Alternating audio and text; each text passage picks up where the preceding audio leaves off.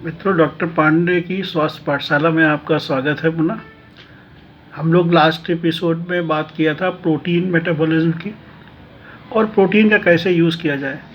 Next major component जो होता है वो कार्बोहाइड्रेट होता है हमारी डाइट में। वो कार्बोहाइड्रेट के जो सोर्सेज हैं वो जो एनिमल सोर्स हैं उनमें रेड मीट आता है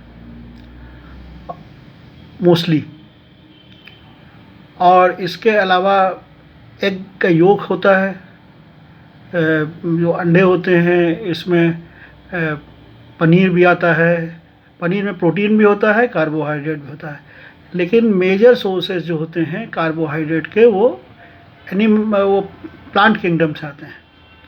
प्लांट किंगडम में जितने भी प्रकार के सीरियल्स होते हैं, सीरियल्स मतलब चावल है, गेहूँ है, जो है ये आते हैं। इसके साथ साथ में जितनी भी तरह के स्टेम वाले फूड होते हैं, जैसे शुगर केन है, पोटैटो है, चुकंदर है, ये सारे कार्बोहाइड्रेट से आते हैं। और कार्बोहाइड्रेट में शुगर आती है, ग्लूकोज आता है, तो और रफेज आता है, फाइबर जिन्हें कहते हैं। तो जो फाइबर होते हैं वो कॉम्प्लेक्स कार्बोहाइड्रेट होते हैं, जिनको हम नॉन अवेलेबल कार्बोहाइड्रेट्स भी कहते हैं, लेकिन इनका रोल बहुत बड़ा होता है हमारे शरीर में।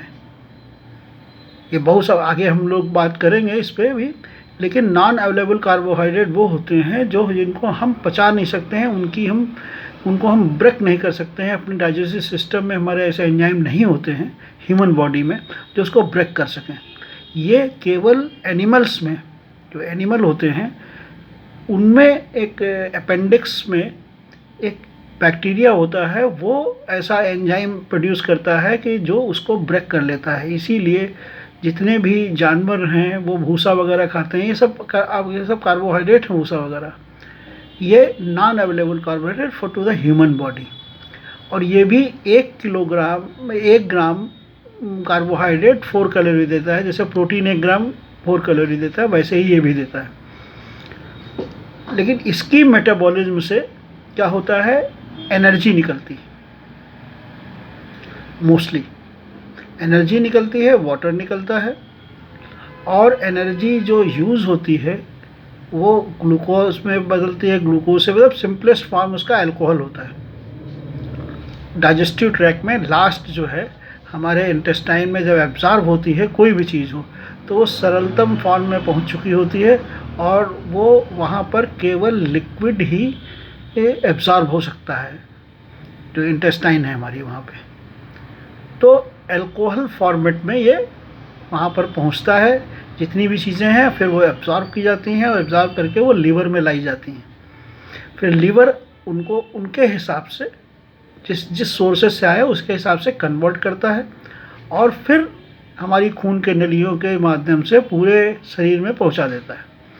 वहाँ पर इंसुलिन की मौजूदगी में जो हमारे ये होते हैं, जो ग्लूकोज मॉलिक्यूल्स होते हैं, ये अंदर चले जाते हैं, सेल के अंदर चले जाते हैं, और वहाँ जाके इनकी मेटाबॉलिज्म होती है। और मेटाबॉलिज्म के साथ में फिर एनर्जी प्रोडक्शन होता है, वाटर होता है, गैसेस निकलती हैं, वो सारी सब चीज़ें फिर वापस ब्लड में चली जाती हैं जो आवश्यक, और फिर हर सेल को पहुंचाई जाती हैं। वहाँ से जो एनर्जी हमारे इस्तेमाल नहीं होती है वो एटीपी के फॉर्म में जमा हो जाती है।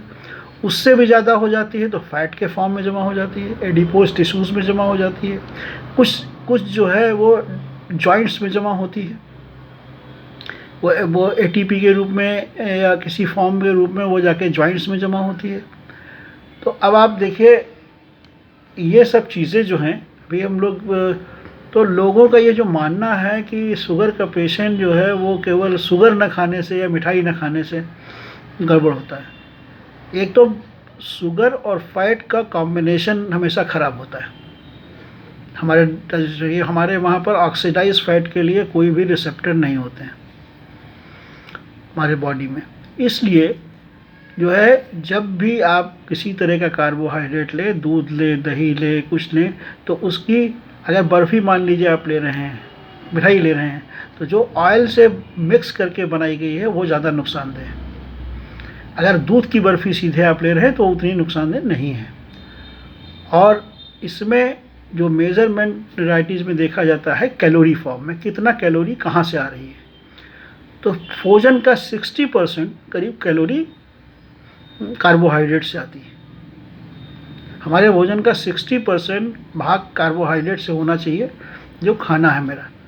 अब उसकी टोटल रिक्वायरमेंट में करेंगे तो हमें जाके पता चलेगा कि जो है हमें 22-23 कैलोरी एक नॉर्मल आदमी के लिए चाहिए, सेडेंट्री वर्कर के लिए, पूरे दिन के शरीर के काम को चलाने के लिए। अब अगर इससे ज़्यादा ले रहे हैं तो वो ज़्यादा फैट के रूप में जाके जमा होगी, और या जॉइंट्स में जमा होगी, या जहाँ भी जमा होनी होगी। तो अगर बेली फैट में जमा हुई तो आपका पेट लटकने लगेगा, या वहाँ पर पेट की साइडें में मीट आने लगेगा। अगर जॉइंट्स में धीमे धीमे जमा होता रहे तो बाद में वो आर्थराइटिस के रूप में आपको नज़र आएगा। तो इसलिए ये भी जानना ज़रूरी है कि कार्बोहाइड्रेट कितना लिया जाए, क्योंकि कार्बोहाइड्रेट हमारे सुबह से लेकर शाम तक के मेन्यू में मैक्सिमम कार्बोहाइड्रेट होता है। आप इमेजिन करके देखिए कि गेहूँ और चावल से कितनी बनी हुई चीज़ें हम खाते हैं। तो इसलिए आज इतना ही, नेक्स्ट इस पर थोड़ा और चर्चा करेंगे, फिर हम लोग जो है माइक्रो न्यूट्रिएंट्स की तरफ भी जाएंगे, और इसके बाद जो है फिर हम लोग, तो ये सारी चीज़ें जो हम आपको बता रहे हैं यही सब न्यूट्रिशनल काउंसलिंग का हिस्सा होती हैं, कि व्यक्ति को समझ में आ जाए कि कैसे हमें अपनी डाइट को मैनेज करना है। ओके, धन्यवाद। नेक्स्ट एपिसोड में मिलेंगे। ओके।